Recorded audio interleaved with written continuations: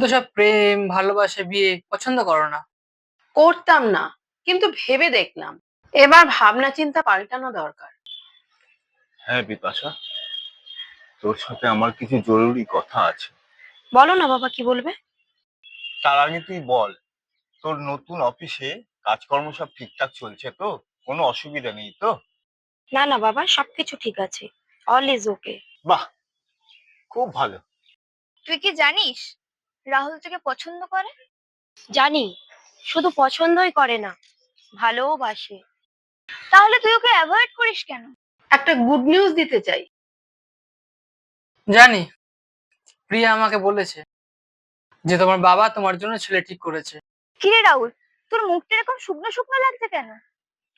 কই না তো, সব তো ঠিকই আছে। তুই ঠিক নেই, আমি জানি। তুই নিশ্চয়ই বিপাশার কথা ভাবছিস।